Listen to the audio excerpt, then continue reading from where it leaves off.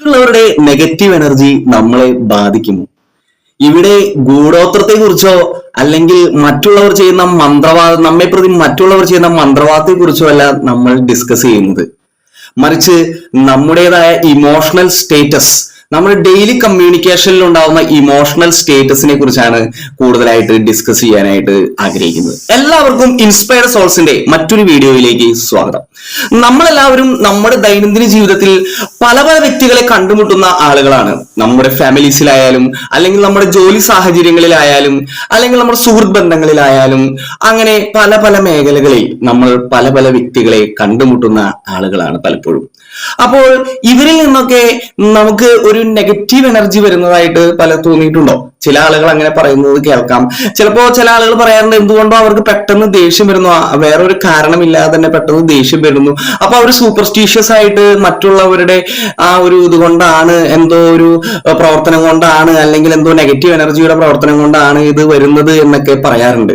അത് എന്ത് തന്നെ ആയിക്കോട്ടെ, പക്ഷെ ഇവിടെ നമ്മൾ ഡിസ്കസ് ചെയ്യുന്നത് ഈ നമ്മുടെ കോൺവെർസേഷൻ അല്ലെങ്കിൽ നമ്മുടെ കമ്മ്യൂണിക്കേഷനിൽ ഉണ്ടാവുന്ന ഇമോഷണൽ സ്റ്റേറ്റസിനെ കുറിച്ചാണ്. ഇപ്പൊ നമ്മൾ ഒരു 2-3 വ്യക്തികളോട് സംസാരിച്ചുകൊണ്ടിരിക്കുമ്പോൾ അവിടെ ഉള്ള എല്ലാ വ്യക്തികൾക്കും ഒരേ ഇമോഷണൽ സ്റ്റേറ്റസ് ആയിരിക്കണമെന്നില്ല. അപ്പോ ചില വ്യക്തികൾക്ക് എന്താ പറയാ അതിദാരുണമായിട്ടുള്ള അസൂയ ഒരു നെഗറ്റീവായിട്ട് അവരുടെ മനസ്സിൽ വരാനായിട്ടുള്ള സാധ്യതയുണ്ട്. കാരണം നമ്മളൊക്കെ മനുഷ്യരാണ്. അല്ലെങ്കിൽ ഒരു വ്യക്തിക്ക് ഭയങ്കരമായിട്ടുള്ള ദേഷ്യം, വൈരാഗ്യം മനസ്സിൽ തോന്നാനായിട്ട് ഇടയായിട്ടുണ്ട്. പിന്നെ നമുക്കറിയാം ഇതൊന്നും ആരും പുറത്തേക്ക് എക്സ്പ്രസ് ചെയ്യുന്നില്ല. ചില വ്യക്തികൾക്ക് അകാരണമായിട്ടുള്ള ആൻസൈറ്റി, ടെൻഷൻ അതൊക്കെ ഫീൽ ചെയ്യുന്ന വ്യക്തികളുണ്ട്. അപ്പോൾ നമ്മൾ ഇങ്ങനെയുള്ള വ്യക്തികളോട് നമ്മൾ കൊണ്ടിരിക്കുമ്പോൾ നമുക്ക് അറിയാതെ തന്നെ അവരുടെ ഒരു വൈബ് കിട്ടുന്നതായിട്ട് നമുക്ക് അനുഭവപ്പെടാം. ഇത് കോൺഷ്യസ്ലി ആവണമെന്നില്ല, ഇത് സബ് കോൺഷ്യസ്ലി സംഭവിക്കുന്ന ഒരു ആക്ഷൻ മാത്രമാണ്. അപ്പോ ഇവിടെ സംഭവിക്കുന്നത് ഒരു സബ് കോൺഷ്യസ് ആക്ഷൻ ആണ്. ഇത് സബ് കോൺഷ്യസ്ലി നമ്മളെ ഒരു ഡിസ്റ്റർബൻസ് ക്രിയേറ്റ് ചെയ്യും. ഈ അവസ്ഥയ്ക്ക് പറയുന്ന പേരാണ് മൈക്രോ സ്ട്രെസ് എന്ന് പറയുന്നത്. മറ്റുള്ളവരുടെ ഒരു ഇന്റേണൽ ഡിസ്കംഫർട്ട് നമ്മളിലേക്ക് വരുന്ന ആ ഒരു മൈക്രോ സ്ട്രെസ് എന്നുള്ള സിറ്റുവേഷനിലേക്ക് നമ്മൾ കടന്നു വരും. ഇത് നമ്മുടെ ബ്രെയിൻ പ്രോസസ് ചെയ്യുന്നത് മിറർ ന്യൂറോൺസ് വഴിയാണ്. മിറർ ന്യൂറോൺസിനെ കുറിച്ച് ഞാൻ മറ്റൊരു വീഡിയോ ചെയ്തിരുന്നു. മിറർ ന്യൂറോൺസ് ഒബ്സർവേഷണൽ ലേണിംഗിലാണ് കൂടുതൽ കളിക്കുന്നത്. അതായത് നമ്മുടെ മറ്റു വ്യക്തികളുടെ സ്വഭാവങ്ങൾ നമ്മുടെ ബ്രെയിനിലേക്ക് എത്തിക്കുന്ന ഒരു കടമയാണ് ഈ മിറർ ന്യൂറോൺസിന്റെ മെയിൻ ആയിട്ടുള്ള ഒരു പ്രവർത്തനം എന്ന് പറയുന്നത്. അപ്പോൾ അതുവഴി നമ്മൾ പെട്ടെന്ന് ഒരു ചെറിയൊരു ഡിസ്റ്റർബഡ് അവസ്ഥയിലേക്ക് കടന്നു വരാനായിട്ടുള്ള സാധ്യതയുണ്ട്. ഇത് ചിലപ്പോൾ നമുക്ക് പല സ്ഥലങ്ങളിൽ അനുഭവപ്പെടാം. നമ്മുടെ ജോലി സാഹചര്യങ്ങളിലോ അല്ലെങ്കിൽ നമ്മുടെ എന്താ പറയാ നമ്മൾ യാത്ര ചെയ്യുന്ന സ്ഥലങ്ങളിലോ അല്ലെങ്കിൽ നമ്മൾ വീടുകളിലോ അങ്ങനെ പല സ്ഥലങ്ങളിൽ നമുക്കിത് ഫ്രണ്ട്ഷിപ്പ് സർക്കിളിലോ അങ്ങനെ പല സ്ഥലങ്ങളിൽ നമുക്കിത് അനുഭവപ്പെടാനായിട്ടുള്ള സാധ്യതയുണ്ട്. പക്ഷെ നമ്മളത് പേടിക്കേണ്ട കാര്യമില്ല. ഇത് നമ്മുടെ ശരീരത്തെയോ മനസ്സിനെയോ ഒരു ലോങ് ടേം ആയിട്ട് അഫക്ട് ചെയ്യാനോ ഒന്നും പോകുന്നില്ല എന്നുള്ളതാണ് ഒരു വ്യക്തമായിട്ടുള്ള ഒരു കാര്യം എന്ന് പറയുന്നത്.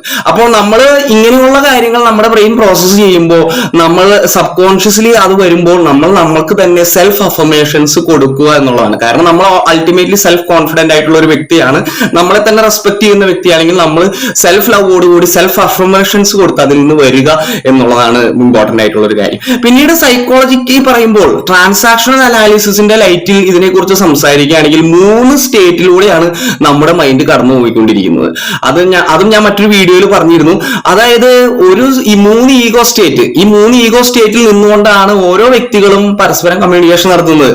ഈ 3 ഈഗോ സ്റ്റേറ്റുകൾ, ഒന്ന് ചൈൽഡ് ഈഗോ സ്റ്റേറ്റ്, രണ്ടാമത് അഡൽട്ട് ഈഗോ സ്റ്റേറ്റ്, മൂന്നാമത് parent ego state. Child ego state എന്ന് പറയുന്നത് ഒരു കുട്ടിയാണ്. ഇപ്പൊ നമുക്ക് എപ്പോഴും ഒരു അറ്റൻഷൻ വേണ്ട ഒരു വ്യക്തിയാണ് എന്നുള്ള രീതിയിൽ നിന്നുകൊണ്ട് നമ്മൾ മറ്റുള്ളവരോട് സംസാരിക്കും. നമ്മുടെ കംപ്ലയിന്റ്സ്, നമ്മുടെ പ്രശ്നങ്ങൾ മറ്റുള്ളവരോട് പറയുന്നു. അപ്പോൾ ആ വ്യക്തി നമ്മൾ സംസാരിക്കുന്ന രണ്ടാമത്തെ വ്യക്തി ഒരു പാരന്റ് ആയിട്ട് മാറുകയും നമ്മുടെ കോൺഫ്ലിക്റ്റിന് സൊല്യൂഷൻസ് കണ്ടെത്തുന്ന ഒരാളുടെ റോൾ ഏറ്റെടുക്കുകയും ചെയ്യുന്നു. അല്ലെങ്കിൽ നമ്മൾ വേറെ അപരിചിതരോട് സംസാരിക്കും, വളരെ റാഷണൽ ആയിട്ട് നമ്മൾ സംസാരിക്കുന്ന ആ ഒരു അവസ്ഥയിലേക്ക് വരാനാണ്. അതാണ് അഡൾട്ട് ഈഗോ സ്റ്റേറ്റ് എന്ന് പറയുന്നത്. മെയിനായിട്ട് ഈ 3 ഈഗോ സ്റ്റേറ്റിൽ നിന്നുകൊണ്ടാണ് നമ്മൾ മൈൻഡ് ഗെയിംസ് ചെയ്തുകൊണ്ടിരിക്കുന്നത്. അപ്പോൾ നമ്മൾ ഇതിനെ കുറിച്ചും കൂടെ നമ്മൾ അവെയർ ആവേണ്ടതായിട്ടിരിക്കുന്നു.